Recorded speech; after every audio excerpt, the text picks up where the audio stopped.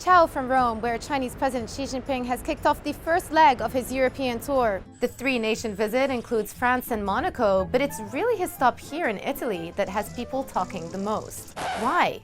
This moment here, the signing of a Memorandum of Understanding, or MOU, that will deepen Italy and China's economic ties. President Xi's visit to Rome saw a total of 29 deals signed, focusing on everything from agriculture and finance to energy and engineering. Combined, they're worth $2.8 billion.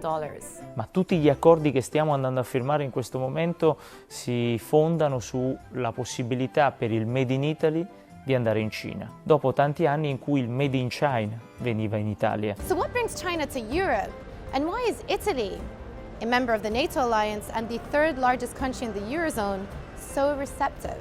In 2013, China announced its Belt and Road Initiative, an ambitious plan that aims to strengthen infrastructure and trade links between China and an estimated 65 other countries across 3 continents. It links the western tip of Europe to North Africa and the Gulf countries, and continues all the way through to Southeast Asia and onto the east coast of China. Gaining both sea and land access to Europe is an essential part of the initiative.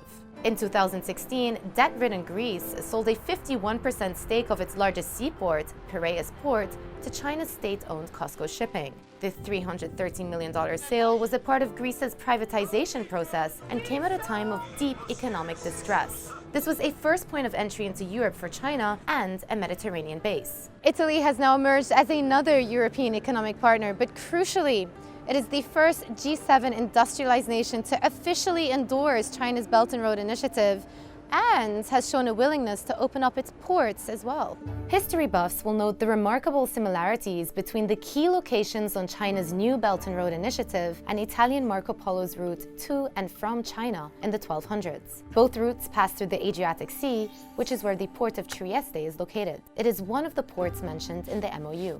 In fact, Belt and Road in Italian is commonly referred to as Via della Seta, which literally translates to the Silk Road. Now, this is all coming at a very interesting time for Italy economically speaking as well. 2018 was a year that saw the country underperform versus other Eurozone countries. Italy's general election in March didn't have a clear winner, but it did have losers from the more established parties like Matteo Renzi's Democratic Party and Silvio Berlusconi's Forza Italia party. A few months later, Italy's new government was sworn in, a coalition of the Eurosceptic Lega Party and the anti-establishment Five Star Movement. Questo è un governo che ha semplificato molto il panorama politico italiano, perché per la prima volta è un governo che ha 2 forze politiche soltanto che lo sostengono e non più 5-6 forze politiche. The new government's initial budget increased deficit spending, essentially using more money than it was getting. Markets did not like that. It led to a sharp decline in Italian assets, and trading in bank stocks even had to be temporarily stopped. You see, Italy has one of the highest debt-to-GDP ratios in the world. Its outstanding debt is now at more than $2.5 trillion, much more than its GDP of $1.9 trillion, which still hasn't fully recovered since the financial crisis. Foreign investors are also putting less money into Italy. After investors put a record $77 billion into Italy in 2008, foreign direct investment took a tumble in 2009 and hasn't really recovered since.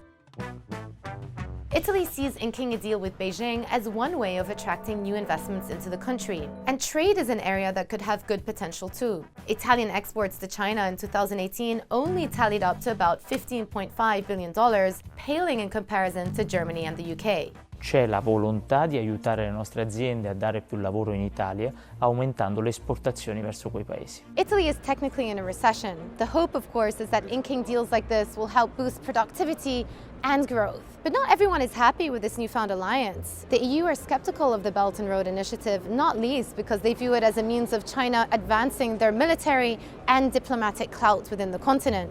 It's also coming at a time where the relationship between Brussels and Rome is quite frayed on back of Italy's public spending plans, as well as their hard-line stance towards immigration. And in the US, the National Security Council warned that endorsing BRI lends legitimacy to China's predatory approach to investment and will bring no benefits to the Italian people. The White House has also labeled it as a vanity project. While Prime Minister Conte has defended the deal with China, the question becomes, is Italy open for business or is it up for sale?